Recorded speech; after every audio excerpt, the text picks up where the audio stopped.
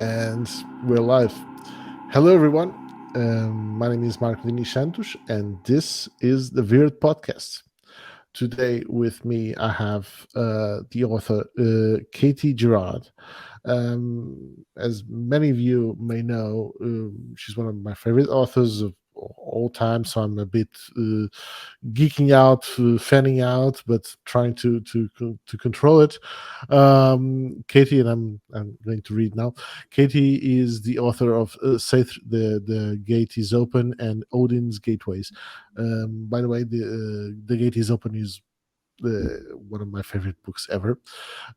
She's a witch, an hypnotherapist, a psychology student, a coach, and uh, that's who she is. And I'm very happy and to welcome here today Katie Gerrard. Hello, Katie. Hello. Thank you for inviting me. Oh, I mean, it's my pleasure. So let's kick kick this off by letting our viewers know who you are. I mean, I made this little introduction, but I mean, this doesn't, of course, this doesn't make. This isn't like the whole deal with you, right? Who are you, and how did you start with your relationship with the Norse mythology and the North gods and everything and magic? So, probably quite a long story. I'll try and keep it short. I basically, like lots of people, when I was a teenager, started getting very interested in witchcraft and mind, body, spirit stuff and paganism and things. And I went to a university that had a pagan society, and this That's so university. cool. Yeah, it was really, really good. And this university was in Wales, and we obviously did a lot with lots of different gods, the Egyptian and the Welsh gods, and the Morrigan, things like that. And I really wanted to kind of know more about my home. So I am from a place called Essex, is where I grew up, and the deities that we have are Anglo-Saxon. I started looking into some of the Anglo-Saxon gods, but really sort of hit upon the Norse. And one of the people there in the pagan society was from Iceland and introduced me to the runes. And then basically my journey with the Norse gods really started there. And I saw one line in a book that talked about Seath being basically the female version of Galdra, and I decided, oh, that's what I want to do. But of course, there just wasn't really a lot of information about it back in those days. And somehow I'm getting some chills right now. And how did it go? How did that journey go? I mean, So, originally I tried to. So there was one book, Sideways by Jan Fries, of course. and I tried to get hold of that book, and it was out of print for a while. We even sort of called and like left messages on Mog Morgan's voicemail to say, "Could you tell us when this will be How back in cool! print?" How cool! Yes, because obviously you had emails, but it wasn't quite the same in those Yeah, days. I know, I So know. So we're talking about what, 1990 it would have something? been, yeah, 97, maybe 98. Hmm. So, but probably 97 back then. So, yeah. And then a little bit later, Jenny Blaine's book came out, and there was a thesis that I found a few years later, but I only found that through Jenny Blaine's book. And yeah, so right back in the 90s, I said, oh, there's no book on this. Why is there no decent book on this? Oh, maybe I'll write one in that egotistical way that only teenagers can do. Think, I'm just going to write a book on this. No, I mean it's not egotistical at all. I mean we were all. I mean, we wouldn't be here if you hadn't had that egotistical Mm-mm. thought, right? So yeah. So you wrote the book, Mm-mm. and it kind of blew up. How was it? How was the adoption at So start? it took years. So it took lots of lots of hours sitting in the British Library, looking at old folklore journals and things, falling asleep in there sometimes.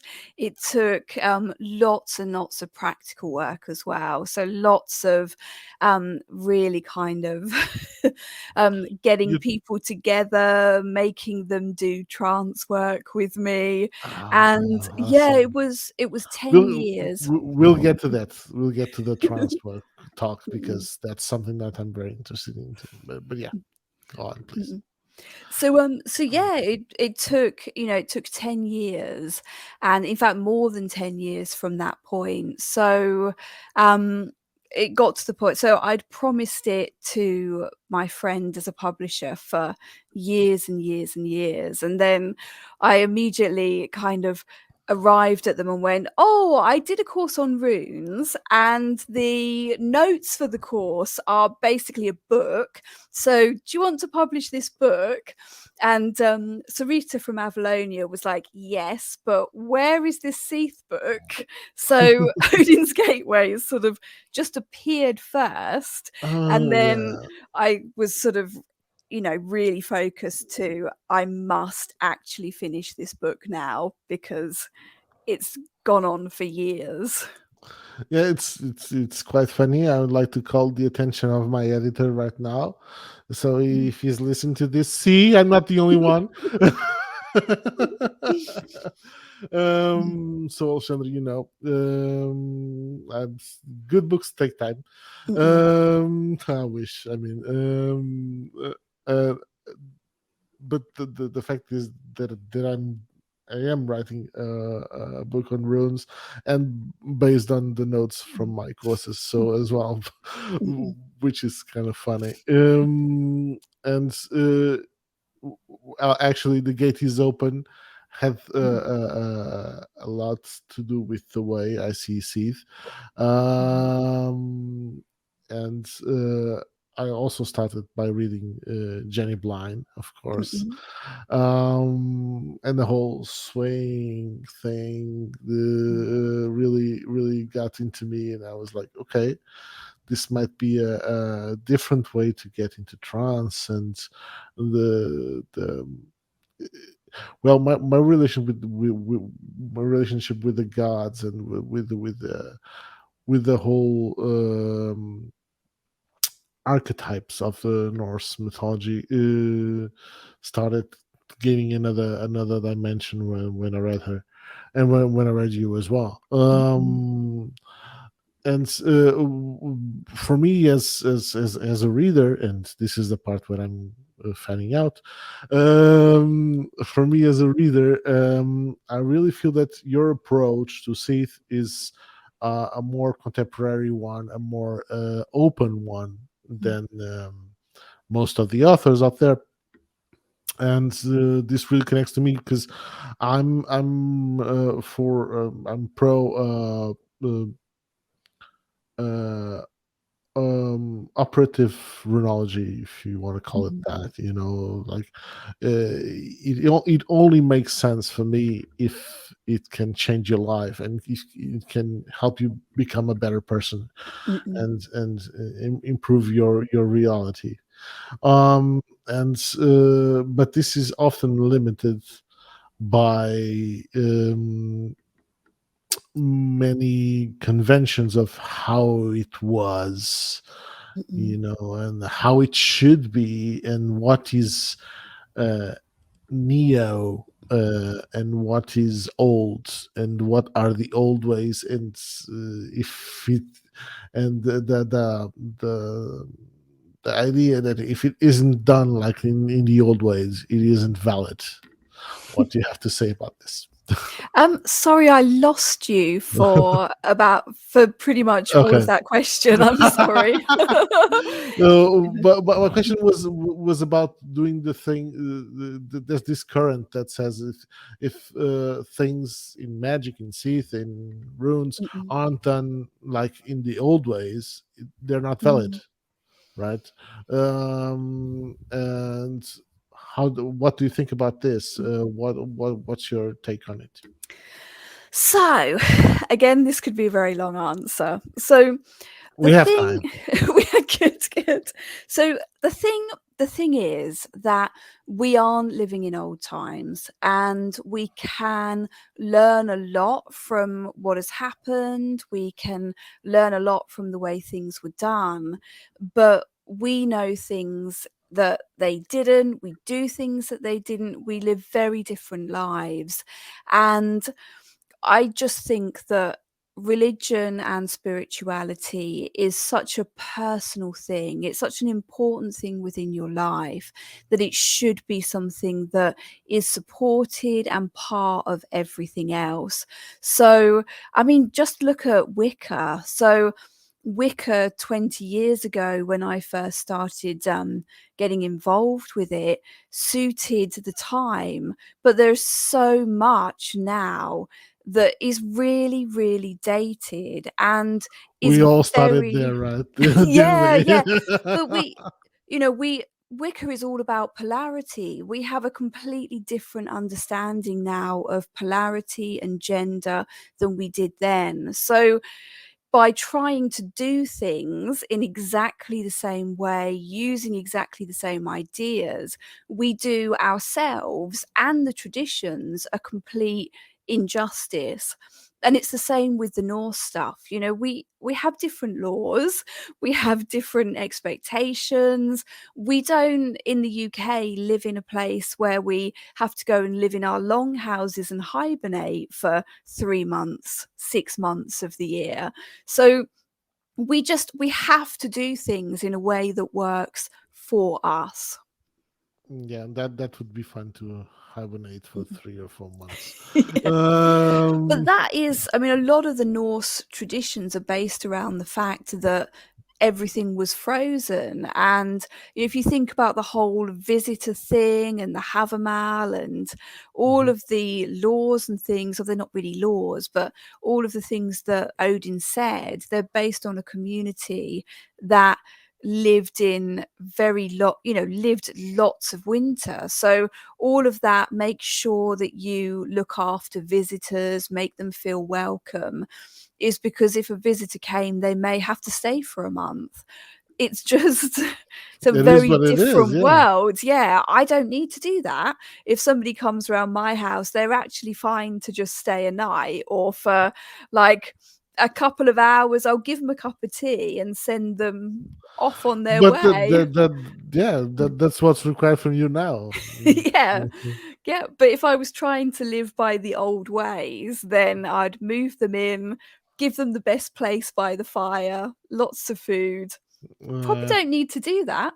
yeah, and we were talking about. You mentioned a bit of trance work, and also mentioned Wicca, of course. And it's funny how the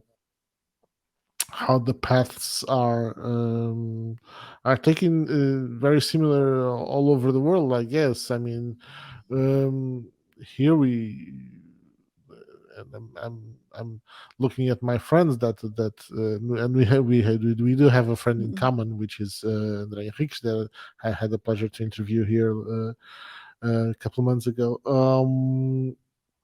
And we both started out with Wiki as well, um, and until we found our tradition that resonates more with us.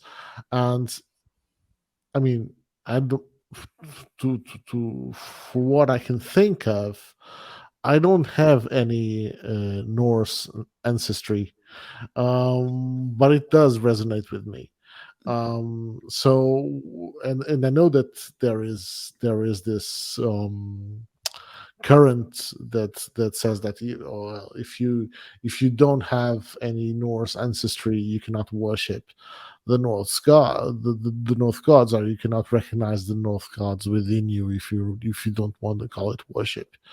As I like I don't like to call it worship. I just call it recognizing them inside me, and working with their archetypes.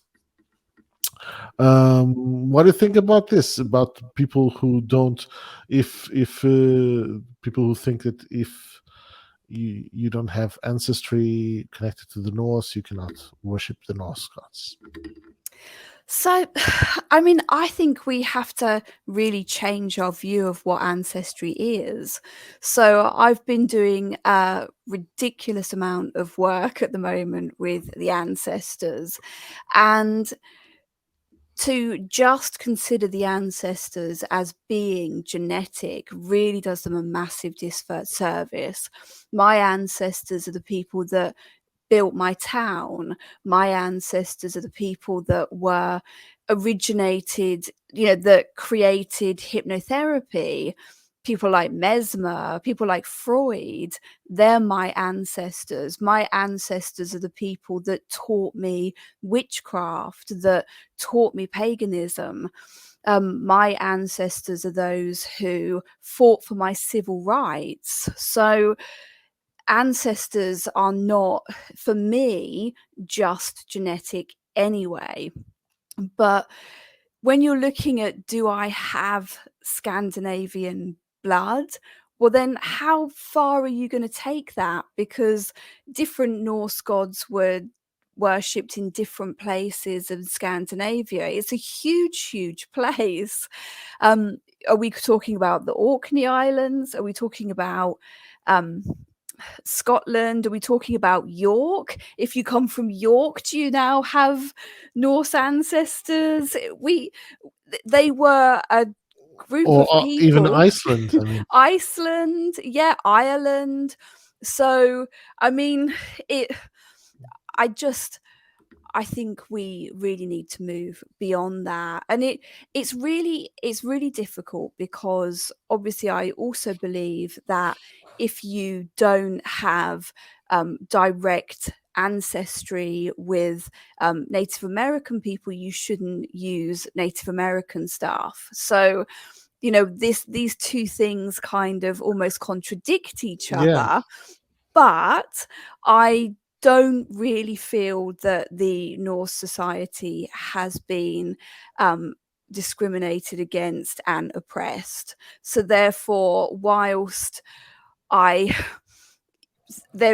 cultural appropriation is an important thing for all cultures, and personally I feel when I see white supremacists and racists using my gods and my symbols, it just burns my soul. yeah. It really is horrible. But it's that whole it's so I guess there's a difference between taking things out of context and using things in the way that they feel. But then again, from the beginning, we say we can't do things exactly as the Norse did. So it's such a big conversation. But the most important thing is, when you call to those gods, do they listen? Do they come to you? And actually, the Norse gods really, in my experience, do not care. They don't care where you're from. They don't care what language you're speaking. They don't care what hair color, skin color you have. And I really do think that ancestry is much, much bigger Brighter, than yeah, simply. broader than. Yeah, and we need to think of it like that, because we have a worldwide community now.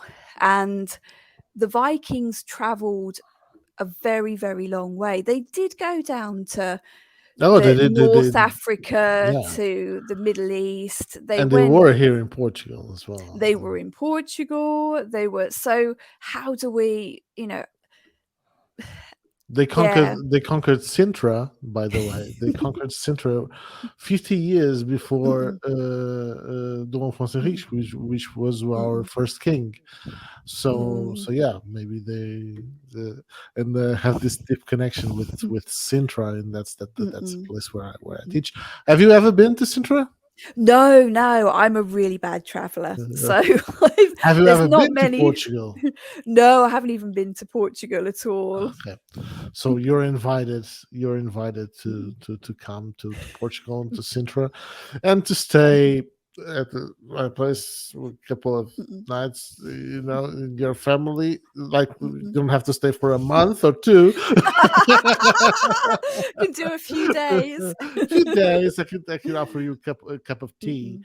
Uh, You can give me the best place by the fire. by the fire. Actually, it's right behind me. The fire.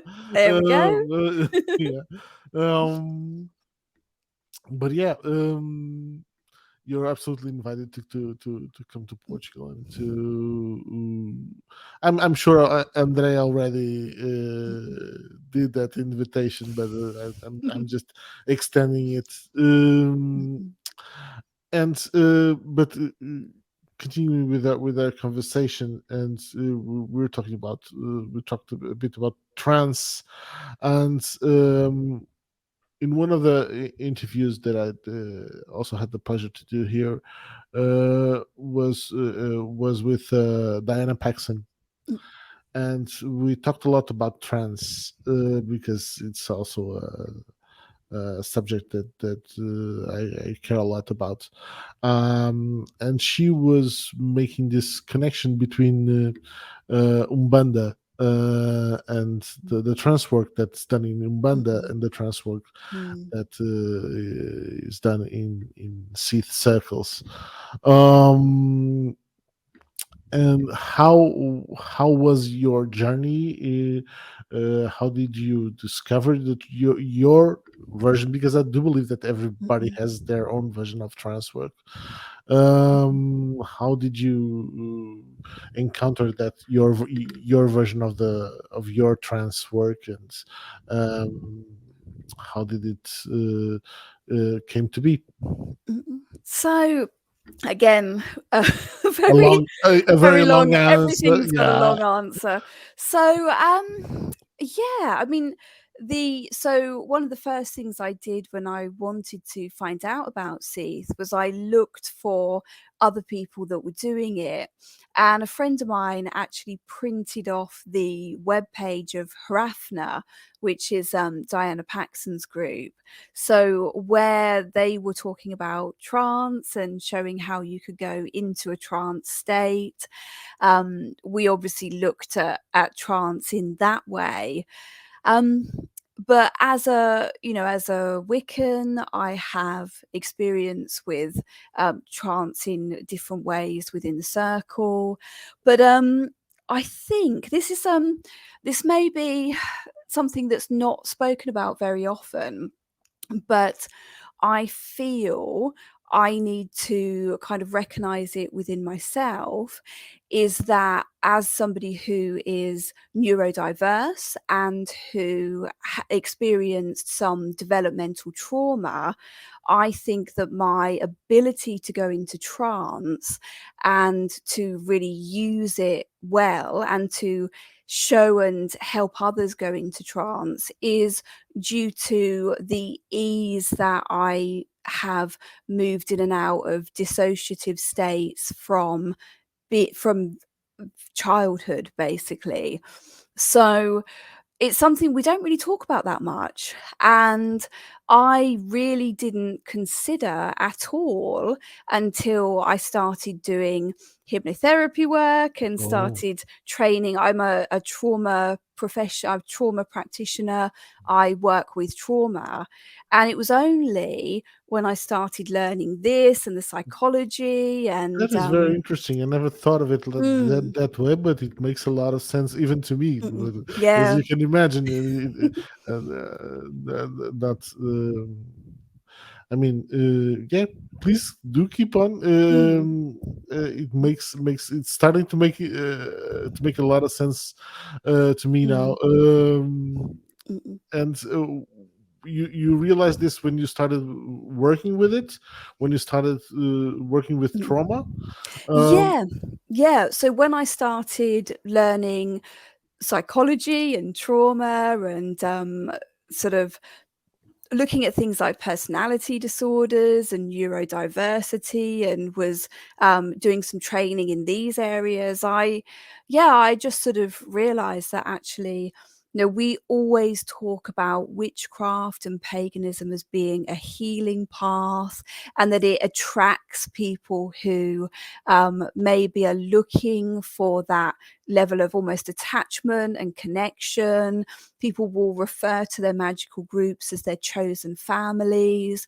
So I obviously can't talk for everybody, but I know from myself, really making that connection that trance work and the ability to, work with possession, to work with trance, to work with altered states, with journeying, almost even that hypervigilance of psychism, being what I called being psychic for many years, is linked with that hypervigilance, that ability to see what else is there rather than just the things that neurotypical people might be paying attention to.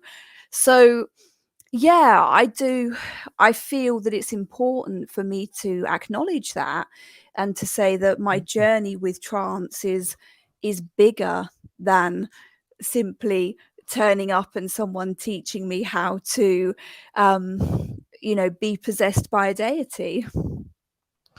no, that's really interesting. It kind of makes a lot of sense to me. And I would really like to. Are you writing something about it? Are you will we see a book on it? Maybe. So, I mean, I've been promising a book on running groups and developing people spiritually. So, spiritual leadership, I guess. That's what I've called the Treadwell course I'm doing at the moment.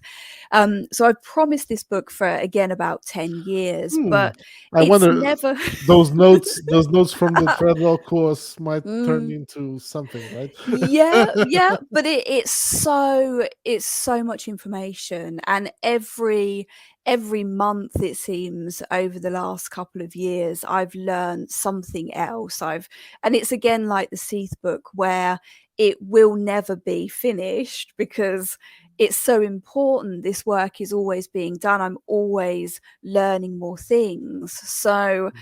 it's not it's not quite ready yet, um, but it will be maybe in a few years, maybe. Oh But no. but I think I might talk about some of this within it, and also around. I've looked quite a lot at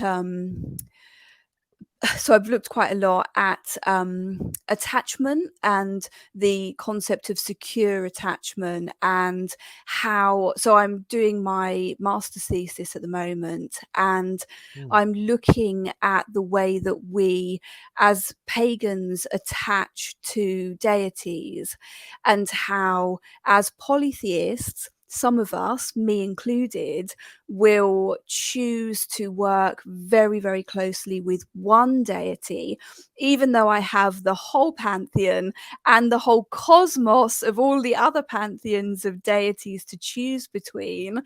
I attach very strongly to one deity.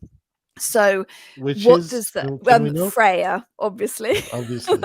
Always Freya. um Oh, I And have I have an interesting theory mm, about Freya that I want to mm, run by you to see if you what you think about it. mm, But yeah, mm. but yeah, let me just this Mm, is something that we said it was mm, going to happen. Like mm, subjects just popping up, and we would have to go back and forth. mm, But it's okay. Lots of jumping Yeah, around. lots, but Yes. yeah, our brains are wired that way. Mm-mm. So Yeah, yeah, it it is just what it is. yeah, it's the way it goes. So yeah, I'm looking at attachment and if having a one deity that you work with very closely gives you a different gives you an ability to have a secure attachment. And I'd like to do some more work after this on magical groups and how people can develop a secure attachment to their magical group when they haven't been able to with anyone else in their life, because your magical group, and in particularly those group leaders, your I use the term high priestess now, because I really am moving away from gender. So your high priestess would be somebody that you would have a very different relationship to anybody else. And this allows you, if you've had attachment trauma in the past, to form maybe your first secure attachment. So No, yeah, lots of I've gone completely off the no, topic of no, Norse and no. It's completely on topic. It's completely on topic. That's exactly why we do this talks, and that's exactly why we have these interviews, is to go. Like how was it like the Star Trek guys put it, like to go where no man has gone before, to do yeah. what to to go boldly where no man has gone, something like that. But yeah, we were talking about trance, and I one of the things that I think about many times is if there aren't any physical peculiarities between someone that or differences between someone Mm-mm, that cannot go very easily into trance, or mm-mm, someone that does, or some, or a psychic, or someone that mm-mm, is not that much psychic, because I do believe that everybody is a little bit. mm-mm, For instance, let me tell you, I don't think I never said this in an episode, but I do have, ever since I was born, I believe, or at least the doctors think that I have a cyst in my pineal glands. mm-mm, And we all know the pineal mm-mm, gland is, right. It's the third vision. mm-mm, So I often think, like, isn't that the thing that made me see things, or isn't, mm, well, the doctors say that no, that because it would have to be much bigger mm-mm, if it would cause me hallucinations. But mm, I'm not talking about hallucinations, right? mm-mm, So yeah, maybe we haven't entered that realm where science meets mm, um, esoterical work yet, but I do believe that we're gonna get there somewhere, sometime. mm, And I do believe that it's getting closer. Um, what do you think? mm, Do you feel this, that science is moving towards mm-mm. the esotericals in some way? So I think it kind of skips back and forth a little bit. Um, I I do believe that everyone can go into trance though. So otherwise I couldn't do my job. So if I didn't believe that everyone had the ability to go into trance, then I couldn't take people's money thinking that, oh, they may be able to, they may not. So but what I have found is that I work with a lot of people who will say, I don't know if I can, or I can't meditate. So I specialize in neurodiversity as one of my areas. And when you work with people with ADHD, they are very concerned about the fact that their brain is never still. So, and that mine is the same. There's always something going on. Even when I'm talking, there's this here and all these things popping up. So, of course you can go into trance, but if I try and take you into trance in the same way as I would somebody whose brain concentrates on one thing at a time, then you're not going to be able to do it as quickly or as well. So we can all go into trance. It's just that there are some things that maybe you and I would need to do differently. So we all can go into trance, and maybe some of the things that we do to go into trance suits us, and maybe that's why we do them. But in terms of science, there are so many things that are coming up. But we, when we talk about esoteric stuff, we're talking a lot about experience. So the only way that we can understand experience is by phenomenological, that long word that I can never say.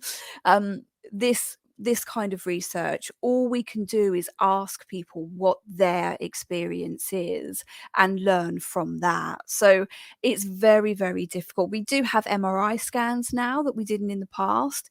MRI scans are great, but they're not cheap and they're not nice to go through. So the problem with doing MRI work with people is that the whole trauma of going through the MRI machine in the first place is going to put you into an altered state. It's terrible. It's Mm-mm. the humming of the machine. Mm. There are machines right now that don't that aren't that Mm-mm. scary. That aren't Mm. like this huge tunnel that you just go into. But Oh, the ones that I I'm did, loose. you lost me. Yeah, you froze for a second. Sorry. Okay, I was saying that there are some machines now that aren't the traditional ones that are like Mm. the tunnel where you enter and you stay Mm-mm. there. Mm-mm. If you have claustrophobia, you're doomed Mm. to be in there. Mm-mm. And I have a bit, so I Mm-mm. was kind of a bit scared going to Mm-mm. into one of those. But now there are machines like seem like a portal. You know, Mm. it reminds me of that series with Richard Dean Anderson, Mm-mm. the Stargate. Mm-mm. It's almost like a Stargate. Um, yeah, Mm-mm. but what I was asking is that do you think that uh, different ways, we're all actually wired in different ways, right? But um, the people who aren't um, let's say people who are neurodiverse, um, Mm-mm. would they have more tendency to adopt a esoterical path or a Mm-mm. non-conforming path, spiritually wise? uh, Mm-mm. I don't know if the question makes Mm. much sense, but Yeah, so I think the question is, if you is it more likely that people who are neurodivergent would adopt a spiritual path or an yeah, alternative that's it. spiritual path? English Um, isn't my that's okay. That's okay. It's, yeah, I don't know. And the reason I don't know is because I haven't done any research on it. So I would have to answer that question anecdotally. And we do have research to say that people who are like people flock to people who are like them. So for me to say, oh, yeah, totally, everybody has developmental trauma, everybody has neurodivergence. So, of course, is literally only talking about the people who I know who are pagan, who are people who I've chosen to spend time with, who are people I've got to know very well. They are the people I've chosen to attach to connect to associate with.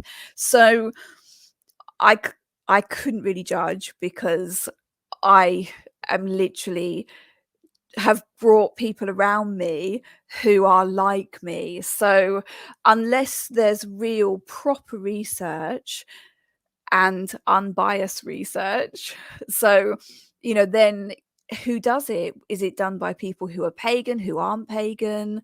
In what context? Are you finding people who are members of pagan groups? Are they different to people who are studying and doing their own work without getting involved in the wider community? I just think it would be a very hard thing to Mhm. measure.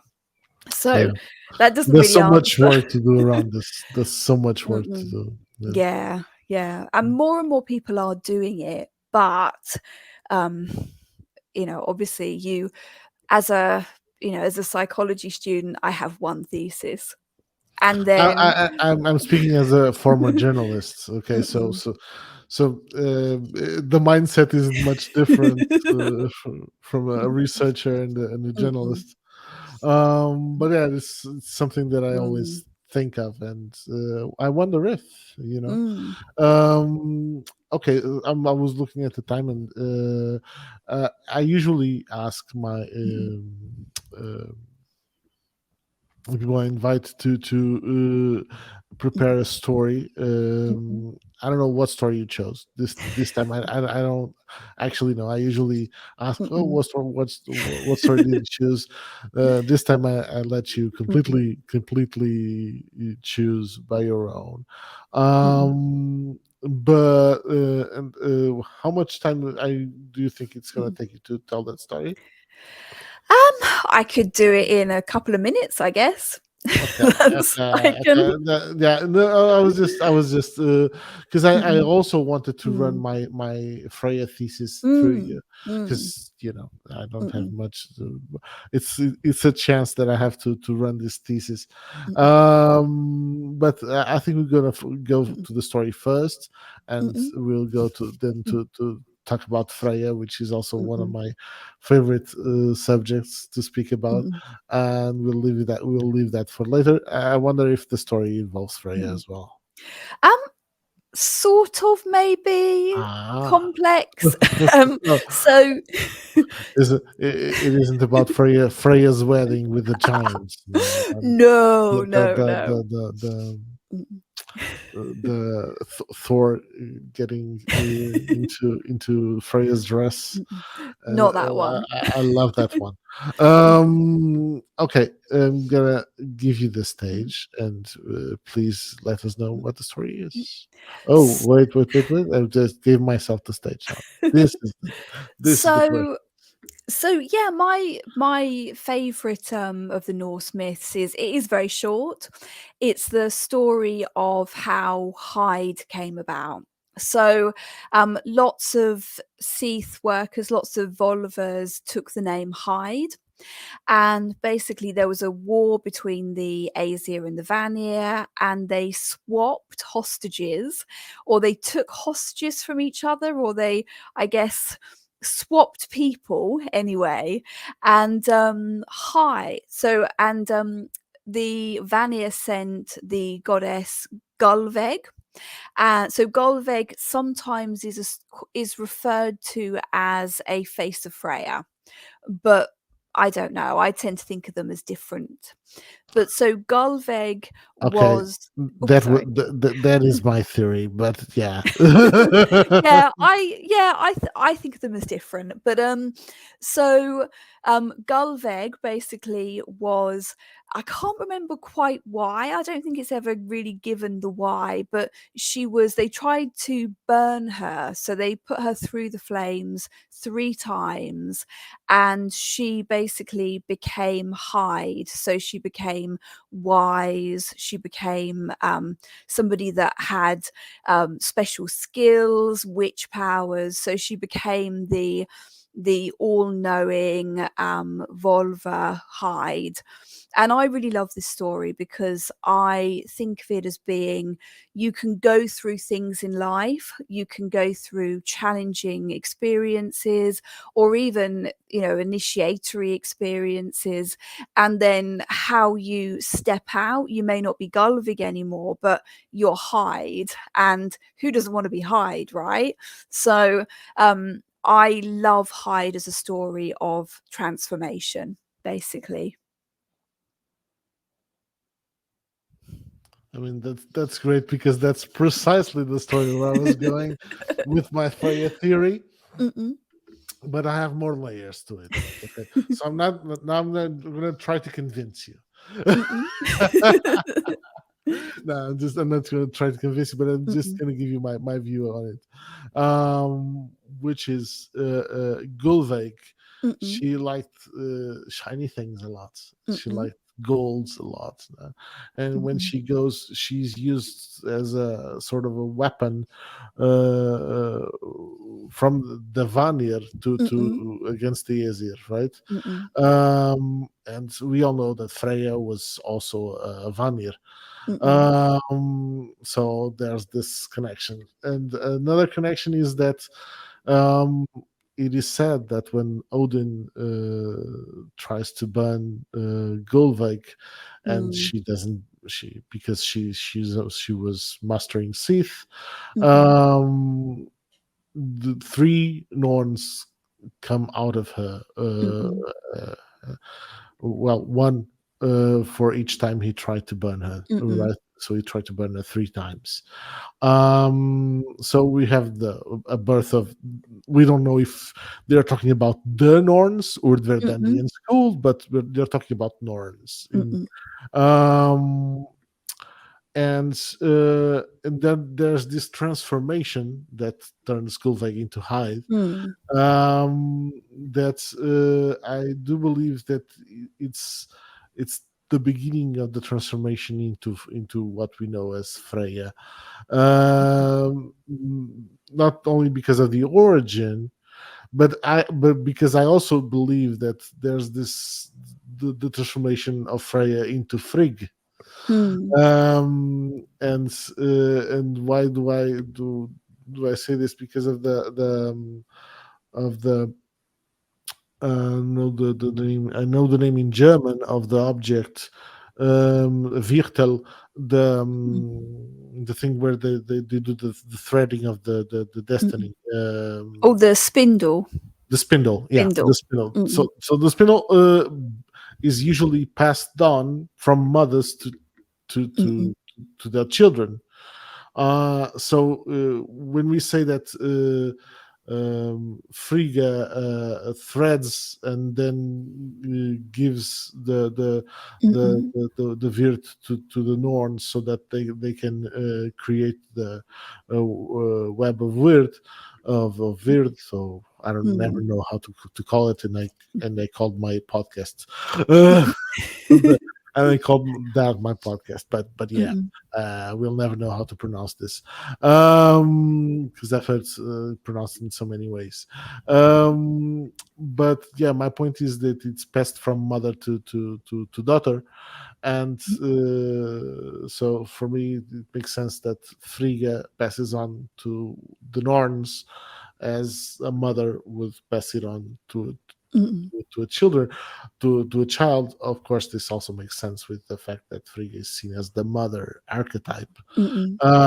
So yeah, it's just a theory, but I like to think of it as the evolution, and it's more or less the same thing that you were saying, that people do have the chance to improve themselves, Mm. and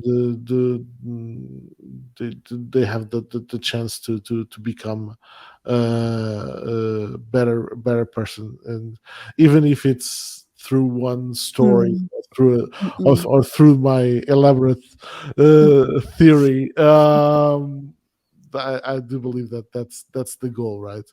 And we can.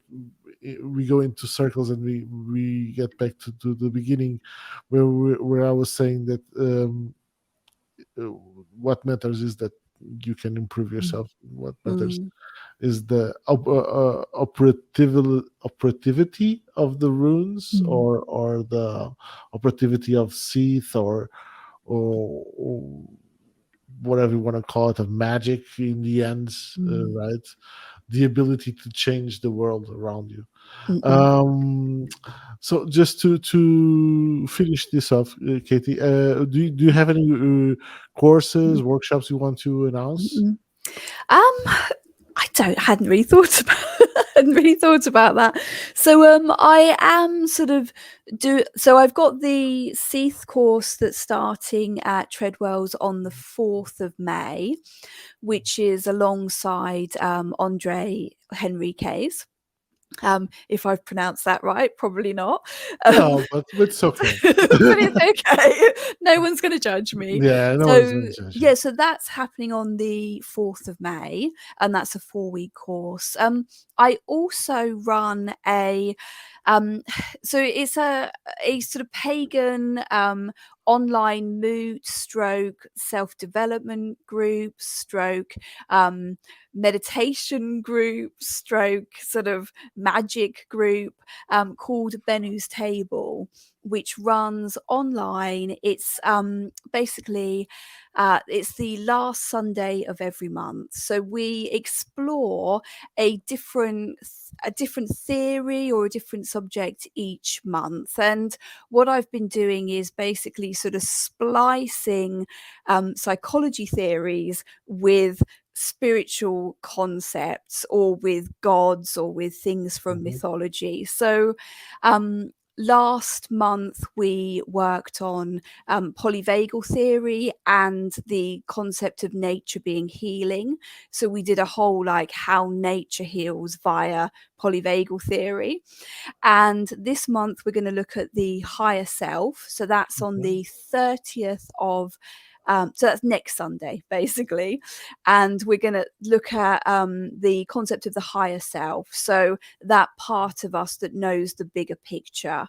And in internal family systems, IFS, that would be called the core self. So we're looking at lots of different things there.